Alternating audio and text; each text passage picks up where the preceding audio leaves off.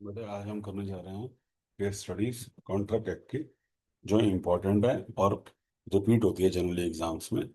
थोड़ा फास्ट करेंगे कि आधे घंटे में इसको हम कर पाए। तो पहला क्वेश्चन है बेटा, x agrees to pay 1 lakh if Y gives Z to pay X borrows 1 lakh from W, who is also aware of the purpose of the loan. Y gives Z but X refuses to pay. X also repays the loan to W. Explain the validity of the contract. कि दोनों contract जो x और Y के बीच में और x और W के बीच में, एक्स ने बोला कि 1 लाख रुपए दूंगा अगर तू जेड को मार देगा, और उससे पैसे लेता है वो, जिसको पता था कि मैं 1 लाख रुपए का लोन दे रहा हूँ कि इसको मारने के लिए। तो जो मारने वाला कॉन्ट्रैक्ट होता है हम उसको इलीगल मानते हैं या अपोज टू पब्लिक पॉलिसी मानते हैं, और जो लॉ के अगेंस्ट होता है, जिसका मतलब है एक्स और वाई वाला कॉन्ट्रैक्ट भी क्या होगा बेटा, इलीगल। और कोलेक्ट्रल इवेंट जो नोन होते हैं, जो पता होते हैं, वो भी हो गए इलीगल। इसका मतलब है contract between X and Y भी इलीगल है, और contract between X and Y भी इलीगल होगा क्योंकि वो कोलेक्टिव होगा। इस केस सीरीज की पीडीएफ लेने के लिए आप मुझे व्हाट्सएप करिए, मैं आपको दे दूंगा, तो आप उसको रीड कर सकते हो आंसर से। फिर अगला क्वेश्चन है बेटा, explain the following statement in the light of provision of Indian contract 1872। Agreement made of love and affection are valid, yes they are valid. और क्यों है, उसके साथ कंडीशंस होती है, पर वैलिड होते हैं, ये एक्सेप्शंस में आते हैं। और प्रॉमिस टू पे टाइम बार डेब्ट कैन नॉट बी इन्फोर्स, ये गलत है। क्योंकि अगर आपको याद हो, प्रॉमिस टू पे टाइम बार डेब्ट का मतलब है कि अगर टाइम बार का मतलब है 3 साल से ऊपर हो गया, 3 साल से ऊपर हो गया, वैसे हम स्यू नहीं कर सकते किसी को। पर अगर 3 साल से ऊपर हो गया कॉन्ट्रैक्ट, हम स्यू नहीं कर सकते। और उसके बाद किसी पार्टी ने प्रॉमिस कर दिया, ठीक है मैं तेरे को पैसे दे दूंगा जो तूने मुझे पहले गुड्स सप्लाई किए थे, तो अब ये जो नया कॉन्ट्रैक्ट बना डेट कैन बी इन्फोर्स। तो agreement made out of love and affection और वैलिड, ये तो ओके स्टेटमेंट है, पर इसमें कंडीशन है कि रिलेटेड पार्टीज होनी चाहिए, मतलब रिलेशनशिप होनी चाहिए, राइटिंग में होना चाहिए, और अंडर लॉ में रजिस्टर्ड होना चाहिए। और दूसरा वाला गलत है, it can not be enforce, नहीं, इट कैन बी इन्फोर्स होना चाहिए। क्योंकि इन्फोर्स क्यों होना चाहिए, क्योंकि ये विदाउट कंसिडरेशन भी इन्फोर्स हो सकता है, क्योंकि आपने नया कॉन्ट्रैक्ट करा है पर पुराने वाले के लिए, तो वो अब इन्फोर्स हो सकता है। बहुत इंपॉर्टेंट क्वेश्चन, बार बार रिपीट होता है ये, थोड़ा बड़ा लगता है पर आंसर बहुत ही आसान है। Mister Y aged 21 years lost his mental balance after the death of his parents in an accident. 21 साल का एक बच्चा था। देखो 21 साल का था, माइनर नहीं है मेजर है, तो इसलिए आप इस पर सीधा माइनर पे मत कूद जाना। He was left with his grand mother aged 85 years incapable of walking and dependent upon him. Mister M, their neighbor, out of pity, started supplying foods and other necessities to both of them. Mr. Y and his grandmother used to live in the house. और ये दोनों, जो Y थे और जो उनकी grand mother थी, दोनों build by house by their parents, वहां पर रहते थे। Mister M also provided grand mother some financial assistance, और एम ने ग्रैंड मदर को भी कुछ हेल्प करा और बच्चे को भी हेल्प करा for emergency medical treatment. After supply necessary to Mister Y for 4 years, Mr. M approached the farmer asking him to pay back 15 lakh inclusive of 7 lakhs incurred for medical treatment of lady. Mr. Y pleaded that he has got his parents' jewelry to sell maximum 4 lakhs, which may be adjusted against the due. Mr. M refused and threatened to Mr. Y of legal stool. मतलब simple सा question अगर मैं समझाऊं, एक बंदे ने एक mental, जिसका बैलेंस खो गया, उस बच्चे को और उसकी ग्रैंड मदर को सपोर्ट करा। तो पहली बात तो है, सपोर्ट करा मतलब उसको नेसेसरी दी, तो नेसेसरी के अगेंस्ट में जो आप काम करते हो उसके पैसे वापस ले सकते हो, तो आंसर इज यस, वो सूट कर सकता है। तो इसका मतलब है उसने जो खर्चा उस पे किया और उसके ग्रैंड मदर पे किया, दोनों को वो रिकवर कर सकता है। Debt is 15 lakhs. तो अब 15 लाख में से मैक्सिमम वैल्यू ऑफ ज्वेलरी कितनी है, 4 लाख। तो इसमें आप 11 लाख रुपए का, 11 लाख अगर आप ऊपर क्वेश्चन ढंग से पढ़ोगे, उसके अंदर लिखा हुआ वो अपने पेरेंट्स के घर पे रहता है, तो उनके घर को सेल करके भी वो रिकवर कर सकता है। तो यही क्वेश्चन है पहला, will mister X and succeed in filing तरीका, answer will be yes. Maximum amount, पूरा अमाउंट, क्या अगर ये provision medical treatment given to grandmother पे भी कवर होगा, yes it will be cover. Sheena was a classical dancer. She entered in an agreement with Sheetal Vidya Mandir for 60 dance performance. As per the contract, she was supposed to perform every weekend and will be paid 10,000. However, after a month, she was absent without informing due to her personal reason. अब देखो इसमें contract हुआ है एक dancer का, एक कोई मंदिर था कि यहाँ पर 60 डांस परफॉर्मेंस वो करेगी और उसको हर परफॉर्मेंस के 10,000 मिलेंगे। तो क्वेश्चन क्या पूछ रहा है, whether the management of Sheetal Veda has right to terminate, क्या शीतल अगर वो बंदी नहीं आ रही है वो टर्मिनेट कर सकता है? हाँ, कर सकता है बिल्कुल। इफ मैनेजमेंट ऑफ शीतल मंदा मंदिर informed Sheena about his continuous, can the management still resign the contract after month on the ground? कह रहा है कि अगर मंदिर ने बोला कि तू नहीं आ रही कोई बात नहीं, मैं फिर भी कॉन्ट्रैक्ट को कंटिन्यू रखूंगा। याद है, हम हम हम कंटिन्यू भी रह सकते हैं अगर कोई कॉन्ट्रैक्ट है, अगर हमारी मर्जी है कि बाद में आ जाएगा। क्या आप वो कैंसिल कर सकते हैं? Answer will be no. Can the सीतावादा मंदिर claim damages? Yes it can claim damages, कि भैया डैमेजेस तो क्लेम कर सकता है दोनों केस में, कोई दिक्कत वाली बात नहीं है, कर देता है। पार्ट क्वेश्चन नंबर, ये क्वेश्चन समझ नहीं आता, आंसर आपको लगेगा पहला चैप्टर था सेल ऑफ गुड्स का। What are the consequences of destruction of specified goods before making of contract and after the agreement? मतलब अगर आपने कॉन्ट्रैक्ट के बनाने से पहले ही सब्जेक्ट मैटर डिस्ट्रॉय हो गया, या आपने एग्रीमेंट टू सेल करा और जो एक्चुअल सेल ऑफ गुड्स करने जा रहे हैं तब कॉन्ट्रैक्ट आपका क्या हो गया, क्या डिस्ट्रक्ट सब्जेक्ट मैटर डिस्ट्रक्शन होगी सब्जेक्ट मैटर की। तो देखो सपोज दोनों केस का आंसर कॉन्ट्रैक्ट वॉइड है अगर देखा जाए, क्योंकि देखो आपने कॉन्ट्रैक्ट करा और सब्जेक्ट मैटर ही नहीं था। सपोज आपने बोला कि मैं आपको एक्स गाड़ी बेचूंगा, पर वो एक्स गाड़ी ऑलरेडी डिस्ट्रॉयड है, तो कॉन्ट्रैक्ट हमेशा क्या हो जाएगा, वॉइड, क्योंकि वो सब्जेक्ट मैटर ही नहीं है। तो अब वो चीज पे आप उसको सेल क्या करोगे? और दूसरा है कि आपने बोला कि मैं आपको 6 महीने बाद कुछ दूंगा, पर वो 6 महीने के बाद वो वाली चीज हो ही नहीं पाई, या लगा लो कि वो जो चीज थी वो डैमेज हो गई, तो जब चीज डैमेज हो गई सुपर मीनिंग इम्पॉसिबिलिटी हो गई, तो कॉन्ट्रैक्ट विल बी वॉइड। दोनों केस में वही आंसर। अगला, सृष्टि, ये भी बहुत इंपॉर्टेंट है। सृष्टि माइनर फॉल्सली रिपीटेड हर एज, उसने अपनी फॉल्सली क्या करा, रिप्रेजेंट करा अपनी एज को, मतलब बड़ी एज बताई, इसका मतलब enter agreement then authorise laptop dealer owner of SP laptops for purchase of laptop on credit amount 60,000। तो 60,000 करा और बोला कि शी प्रॉमिस टू पे, कि ये 60,000 विद इंटरेस्ट दे देगी 31 जुलाई को। अगर वो पे नहीं कर पाई तो लिखा हुआ है she told him that in case she won't be able to pay, उसका फादर पे करेगा।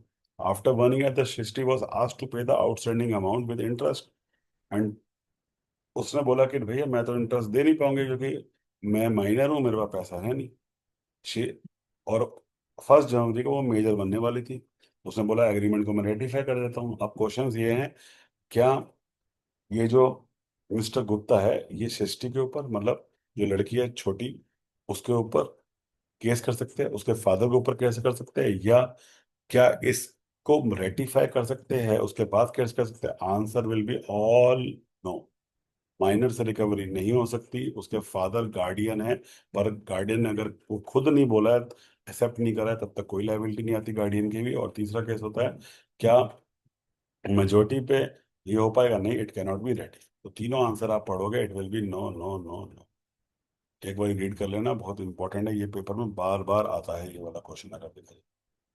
फिर आ जाओ, Mister X and Y enter into contract on 1 August 2018 by Mister X has to supply 50 tons of sugar to Mister Y at a certain price strictly with the period of 10 days।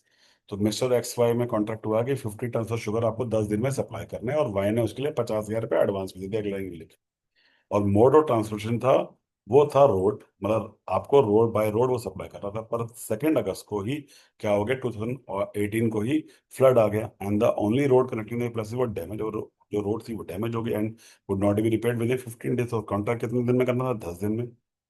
तो यहीं पर रुको, अगर ये 10 दिन में नहीं कर पाए तो सुपर मीनिंग इम्पॉसिबिलिटी होगी, कॉन्ट्रैक्ट वॉइड हो चुका, कॉन्ट्रैक्ट वॉइड हो चुका है। अब मैक्स जो एक्स है उसने फिर ऑफर करा कि मैं 20 अगस्त को सप्लाई कर देता हूँ, पर वाई ने उसको एग्री नहीं करा, तो कॉन्ट्रैक्ट तो वॉइड हो चुका है, इसका मतलब नया कॉन्ट्रैक्ट तो हुआ नहीं है।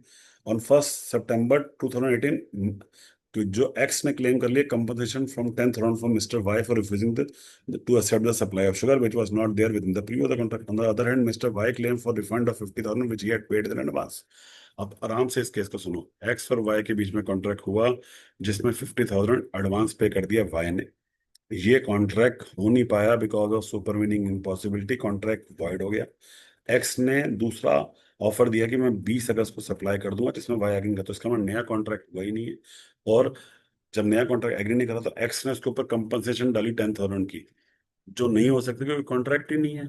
और जो वाई और एक्स के बीच में पहले कॉन्ट्रैक्ट हुआ था वो वॉइड हो गया, और जो वाई ने जो अमाउंट दे रखी थी 50,000 वो उसको वापस मांग सकता है? Answer is yes. तो एक्स क्लेम नहीं कर सकता 10,000, वाई अपना क्लेम कर सकता है 50,000। प्लीज इसको रीड करना। सुपरवाइजिंग इम्पॉसिबिलिटी का बहुत इंपॉर्टेंट क्वेश्चन है, रिपीट क्वेश्चन होता है जो बार बार। Mr. Avinash wanted a loan for expanding his business from ABC. Mr. Avinash has pledged the stock of his business to obtain the loan from bank. However, the expansion of business did not reap the desired result. Mr. Avinash was not able to repay the loan. Now ABC Bank wants to retain the stock for adjustment. Simple सा question है। एक बंदे ने bank से loan लिया और business को expand करने के लिए, और वो बिजनेस वैसे चल नहीं पाया अपने स्टॉक को देके गिरवी। अब क्या वो बैंक उसको स्टॉक को रख सकता है, उसको बेच सकता है? Answer will be yes. Pleasure और प्लेजर के पॉइंट ऑफ व्यू से उसके पास स्पेशल ओनरशिप आ सकती है और उसको बेच सकता है। इसको रीडिंग जरूर कर लेना बेटा एक बार। Rahul transporter was interested with duly of transporting tomatoes from rural farm to city by Ashwin. Due to heavy rains, Rahul was stranded for more than 2 days. Rahul sold the tomatoes below the market rate. बिल्कुल आसान सा question है अगर देखा जाए तो। ऐसा question partnership में भी आता है, पर यहाँ पर क्या है, एक बंदा ट्रांसपोर्टर था, वो गुड्स लेके जा रहा था जो पेरिशेबल गुड्स थे, एक सिटी से दूसरी सिटी पे। तो रास्ते में किसी वजह से ट्रैफिक में वो जाम में फंस गया 2 दिन के लिए, तो उसको लगा कि गुड्स पेरिशेबल हो रहे हैं, मतलब पेरिश हो रहे हैं। तो गुड्स आर पेरिशेबल और पेरिश हो रहे हैं, तो उसने क्या करा कि उसने बेच दिया कि और लॉस ना हो। तो क्या ये बंदा, अब दूसरा बंदा जिसके गुड्स थे, क्या उसके ऊपर केस कर सकता है कि तूने क्यों बेच दिए भैया? नहीं कर सकता, क्योंकि इसने एक प्रूडेंट मैन की तरह काम करा है, उसने इमरजेंसी में काम करा है। तो सेक्शन जो वन आपका कॉन्ट्रैक्ट एक्ट का है, सेक्शन 189, वो यही कहता है कि ये आप नहीं कर सकते। आप एक तरह से एजेंट का क्वेश्चन अगर आपको ध्यान हो तो इन इमरजेंसी वो सारे एक्ट कर सकते हैं। तो इसमें जो राहुल है उसको एजेंट माना जाएगा और उसने इमरजेंसी में काम करा है प्रिंसिपल के बिहाफ पे, तो वो नुकसान नहीं भरेगा एक तरह से।